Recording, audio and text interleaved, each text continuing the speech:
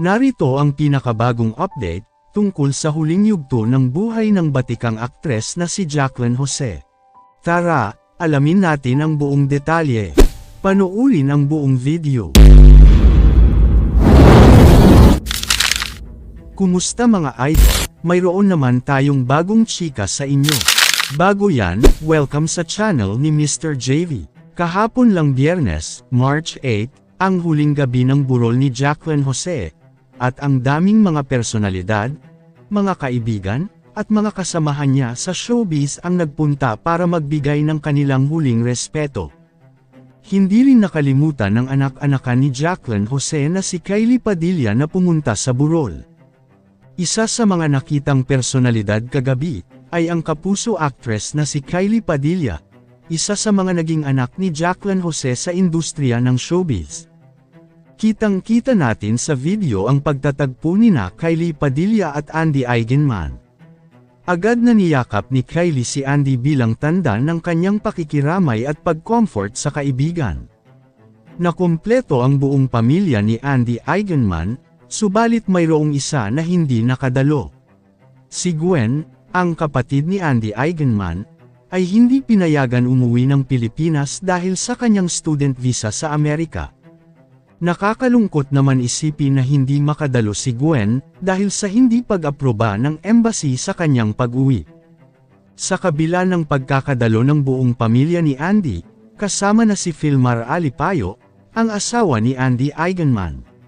Narito sila upang bigyan ng pagpupugay at suporta ang pamilya ng yumaong Jacqueline Jose.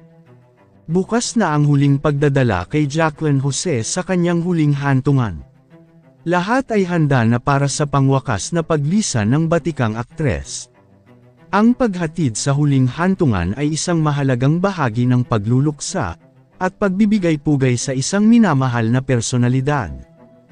Isa rin ang bumisita sa burol ni Jacqueline, ang kilalang aktor ng Kapuso Network si Dingdong Dantes, sa huling araw ng burol ni Jacqueline Jose. Hindi rin nagpahuli ang multi-award-winning aktor na si Alden Richards. Napuno ng emosyon si Alden, habang ibinabahagi ang kanyang naging karanasan sa pagtatrabaho kasama si Jacqueline Jose, na itinuring niyang isang pangalawang magulang. I feel your pain, Andy, and the people who sa mga naiwan ko hindi ba same. Hindi rin nagpahuli sina Barbie Forteza at Jack Roberto. Ano kaya ang kanilang personal na mensahe para kay Jacqueline Jose? Medyo nag-ano na kami sa social media, tingnan na namin, confirm ko. Sobrang biglaan. Hindi siya namimili ng tao. Talagang sobrang generous na bilang actress. Sobrang nakakalungkot pero masaya kami malaman na marami nagmamahal si Tita Jamie. Sa huling araw ng burol, iginawad kay Jacqueline Jose ang isang parangal mula sa Kapuso Network. Ito ay isang paraan ng pamilya at mga kaibigan, na ipakita ang pagpapahalaga at pag-alaala sa kanyang mahalagang bahagi sa industriya ng pelikula. At ngayon, tara na at panoorin natin ang ilang kaganapan sa huling gabi ng burol ni Jacqueline Jose. Say thank you on behalf of my nanay's family. Every single bit of her life is always filled and showered with love. Everybody, Father. Kasi ako, may mga magulang ako, pero hindi nila naparamdam. Ako naiingit ako kasi sana nagkaroon ako ng ganung magulang. Gagawin ang lahat. Yung ituturo sa akin lahat ng bagay. Yung magtatrabaho siya kahit hindi siya matulog, pero ang iniisip niya kung paano niya kami bubuhayin. Totoo lahat ng sinabi nila ay siya lalapit sa'yo kahit malaking pangalan siya.